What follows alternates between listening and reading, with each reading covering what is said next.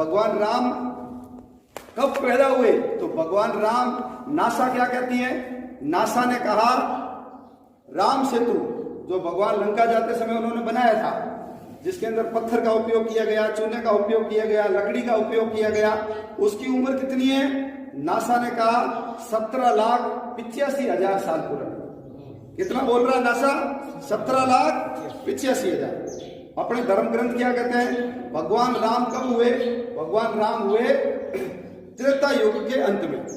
हम सब जानते हैं 4,32,000 का कलयुग होता है, 8,64,000 का द्वापर होता है और 12,96,000 का त्रेता युग होता है। 12,96,000, तो 12,96,000 इतना लंबा कालखंड है, उसके अंत में भगवान राम हुए।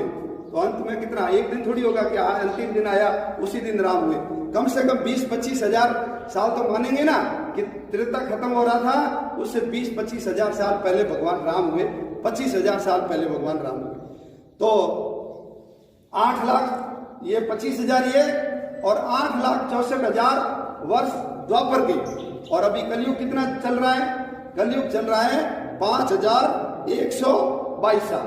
तो इन तीनों को जोड़ दो, 25,000, 8,64,000, 5,122, तो ये कुल कितना बढ़ गया आंकड़ा?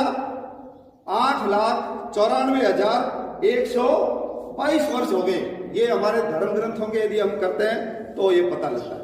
तीसरा प्रमाण, हनुमान जी जब लंका गए तो हनुमान जी को वहां सफेद हाथी मिले, 4 दांत वाले।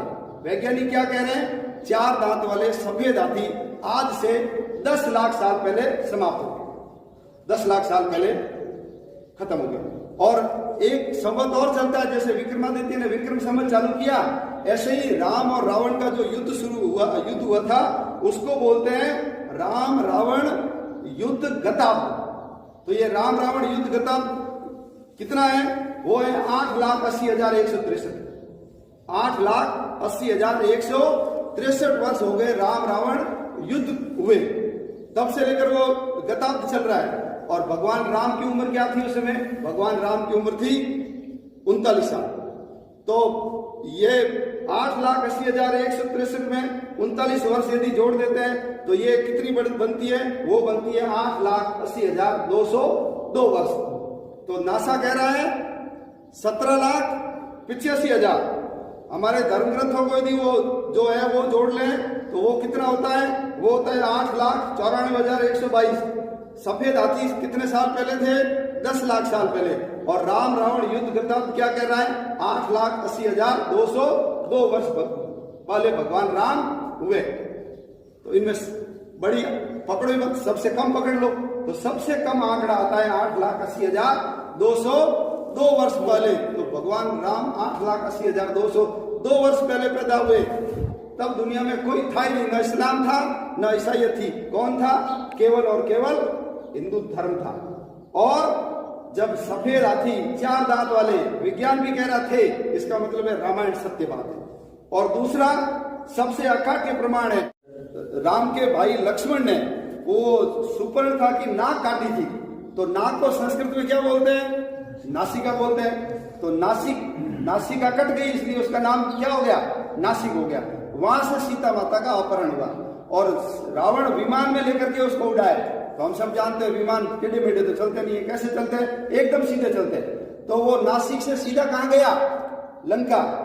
और आपको जान करके आश्चर्य होगा कि लंका और नासिक एक यदि सरल रेखा में सीध में उनकी लाइन खींचते हैं तो इनके रास्ते के अंदर एक पर्वत आता है, उसका नाम है ऋष्यमुख पर्वत। ये पर्वत कौन सा है?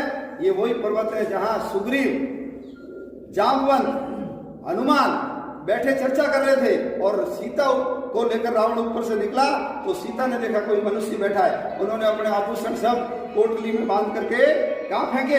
उनके ऊपर फेंके। और वही उन्होंने बताया कि एक दुष्ट किसी महिला को ले जा रहा था, उसने ये जो फेंके वो ये है, देखो आप किसके? तो उन्होंने पहचान लिया कि ये सीता माता के ही आभूषण है। तो बोलो वाल्मीकि जी अयोध्या रहते थे, उनको वहां बैठे कैसे पता लग गया कि नासिक, लंका और बीच के अंदर ऋष्यमुख पर्वत ये एकदम एक सीध में? इसका मतलब रामायण में सारी जो घटना है, सारे जो वर्णन है वो एकदम सत्य है।